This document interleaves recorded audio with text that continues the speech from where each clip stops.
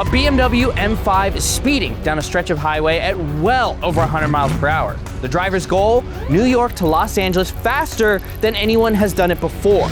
And this madman isn't the only person who's done this. He's one in a long line of drivers willing to become wanted criminals to make history in the most illegal street race of all time. My name is Jimmy, and today in the Lore Garage, we're talking about the Cannonball Run. The driver in question's name was Alex Roy, and I actually got to chat with Alex about his experience, and it's crazy. There are people out there who just pick a thing and nothing can stop them. Nothing. And at the time, I was that person. For starters, if you want to break the New York to Los Angeles driving record, you need to do more than just drive a $150 on public roads. You need to prepare a lot, and you got to do some homework to break the law. There's no books to read and no resources of any kind. There was absolutely no blueprint for it. And so our experience was, I would say, legitimately terrifying because we didn't know first if it could work at all. And we also did not know what the legal ramifications would be. The inside of Alex's BMW M5 looked like NASA's Mission Control Center. There were multiple GPSs, radar detectors, and police scanners. The car even had a computer for receiving weather reports for the route ahead, and a satellite phone to call the crew in a scout plane he had hired. And remember, this was 2006. The iPhone hadn't even come out yet. Apple Maps didn't exist yet. And I am a firm believer in Apple Maps over Google Maps, and if you bring up Waze, don't even talk to me. Alex had also driven this planned route coast to coast several times before attempting to break the record, and on these scouting runs, Alex looked for places police could hide and marked them on a map. This way, when he passed back through, his co-driver could use his binoculars to scout the area ahead. And if it was clear, Alex just kept his foot down. He checked the tiniest of details, even testing out different gas stations at his planned stops to see which pumps were the fastest. The prep carried on when he was at home too. He looked up the statute of limitations for the laws he was about to break to know when he could return to the states he was planning on driving through. This dude made spreadsheets. He did math. He did homework. I hate doing homework. I hate math. You think I like making these videos because I'm artsy? No, I do them because I didn't want to take another math class. Street racing laws are very harsh, and anyone who's involved as a witness or a bystander can be charged with the same felony as the driver of a vehicle if there's an injury or fatality. Everyone was aware of this, and I had to keep like a really straight face, which was almost impossible throughout. Papa needs a snack. Some people just know they could save hundreds on car insurance by checking Allstate first. Like you know to check that your keys aren't in the car first before locking the doors.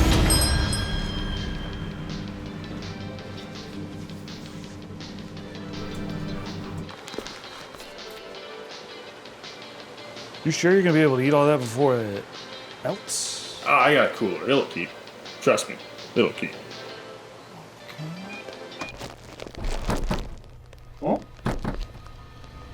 Oh. Checking first is smart. So check Allstate first for a quote that could save you hundreds. I'm gonna be so late. You're in good hands with Allstate.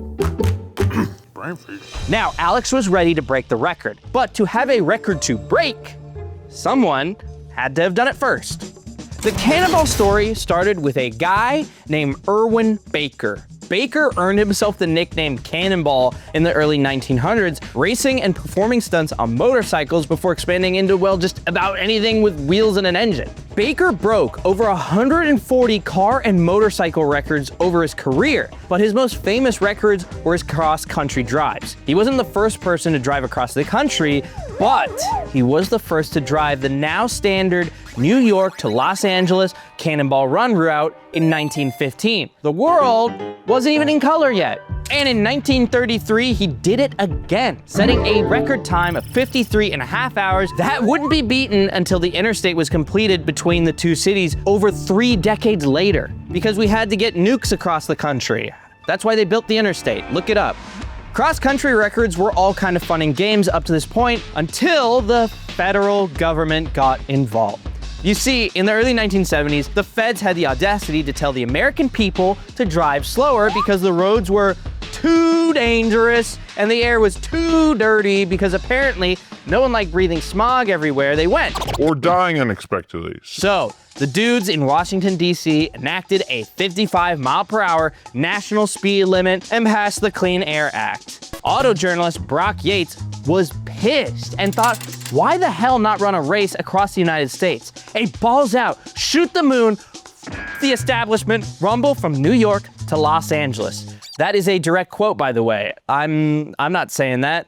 That was Brock Yates. He gave his protest the easy-to-read name of Cannonball Baker Sea to Shining Sea Memorial Trophy Dash in honor of Cannonball Baker himself. And on a rainy midnight, May 3rd, 1971, Yates and a small team of co-drivers set out from the Red Ball Garage in Manhattan in a 1971 Dodge Custom Sportsman he called Moon Trash 2. Honestly, I'm kind of scared to ask what happened to Moon Trash 1. It's probably still up in space with all the other moon trash we have up there. Despite running out of gas once, hitting high winds in the desert, and developing a serious vibration that limited them to about 80 miles per hour, they rolled into the Portofino Inn at Redondo Beach 40 hours and 51 minutes. It was a new record, but Yates knew he could do better. And just 6 months later, he ran it back again. This time, he had some upgrades. He traded in his Dodge van for a Ferrari Daytona, but more importantly, he upgraded his co-driver. He recruited driving legend Dan Gurney, who had won races like the 24 Hours of Le Mans, and it wasn't just these guys driving cross country. This time, it was gonna be a race. In total, 8 cars and 23 people set out for the West Coast. Gurney drove the Ferrari for the first 18 hours, much of it through bad weather. However, he and Yates went on to win and set a new record that crushed Yates' old time by nearly 5 hours. And after they finished, Gurney was quoted in an interview saying, "At no time did we exceed 175 miles per hour." Someone get a badass medal for this guy. He is a legend. Westbound vehicle, high rate of speed, no taillights. When Alex heard the cops had spotted him, his decision was easy. If he wanted to break the record, he didn't really have a choice. He was gonna go for it. He went faster. And if the cops did chase him, he never saw him. As he tells it whenever cops radio about a speeding driver, the guys down the road are looking for someone going 90 miles per hour, not 150. He was soon in Skibbity Riz, Ohio, and with no new reports on the other side of the border, he just kept speeding. 14 hours in, he could see good old Oklahoma City. He was halfway there. He wasn't just going to beat the record, he was on pace to shatter this thing. But then, catastrophe struck. His BMW did BMW things. It started sputtering, losing speed, the car just died, and he coasted to a stop on the side of the interstate. It was the end of his cannonball attempt, but Alex wasn't finished running. They had picked up police chatter about him for over 1,000 miles. Surely, people were gonna be looking for him. And when a broken BMW that had a cockpit straight out of Evangelion rolled into a shop, it was almost guaranteed to arouse some sort of suspicion. Alex had to get out of Dodge and fast. He called a tow truck to take the BMW to a dealership and then headed straight to the airport to catch a flight to California to lay low for a few weeks on the good old beaches of Venice.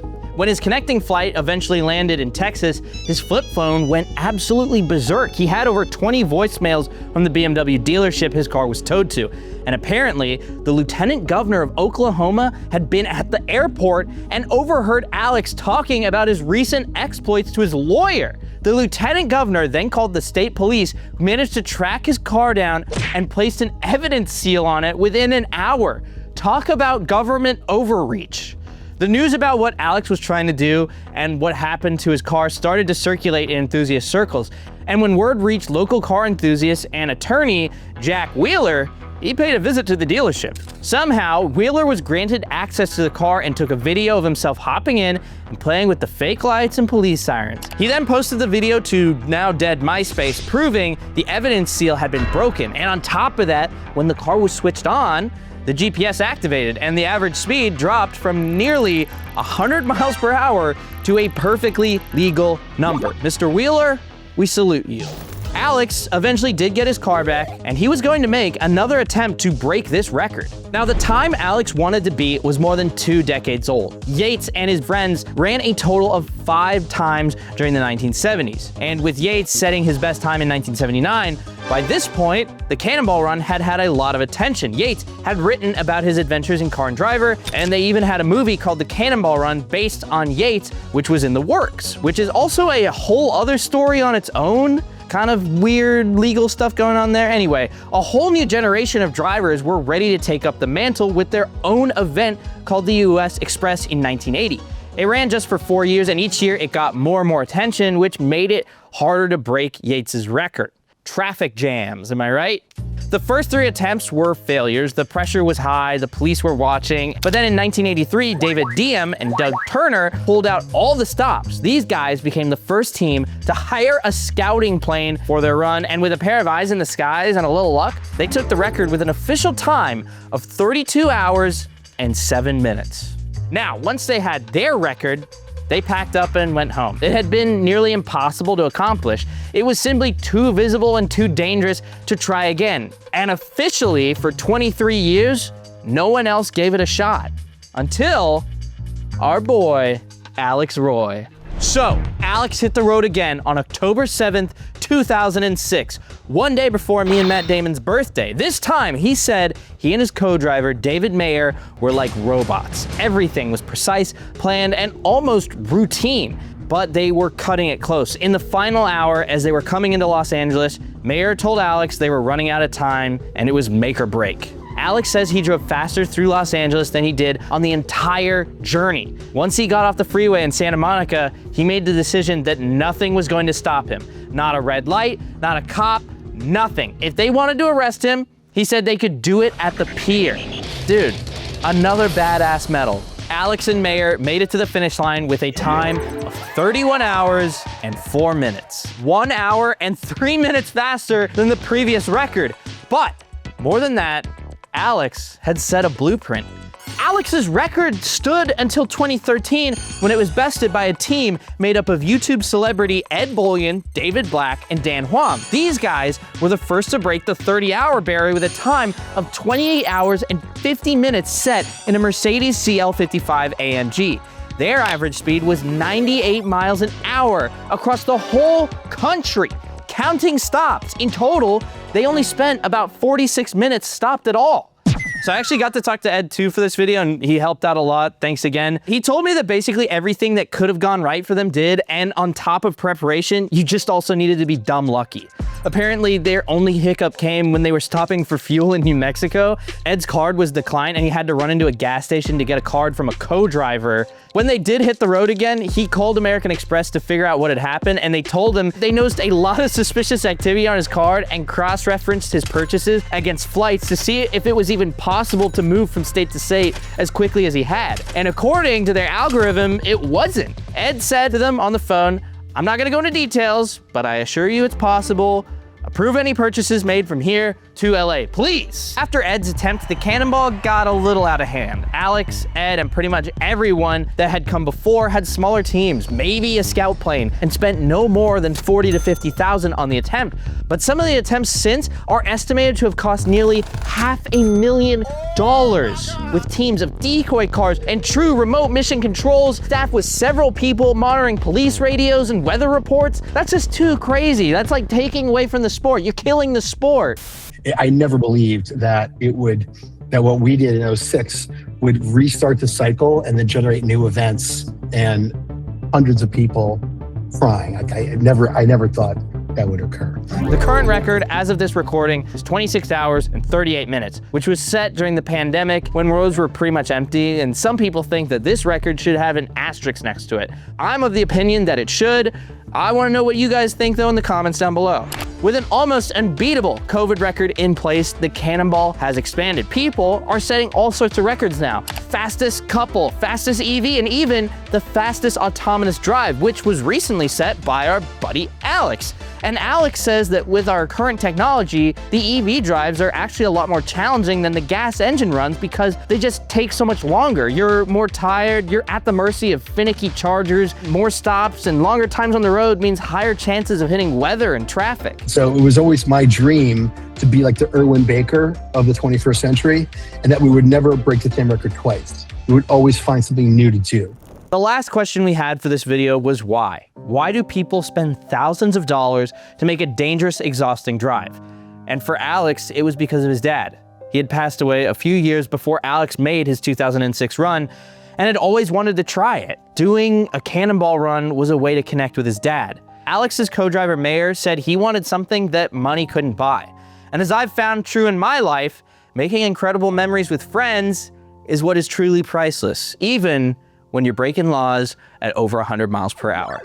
So, thanks for watching this video. If it gets 100,000 likes, I'll attempt to set a Cannonball record in my 1994 Mazda Miata. I want to do it in 30 hours. No more, no less. Yo, you made it to the end of the video, dude. I'm so stoked. If you have some time, check out this one.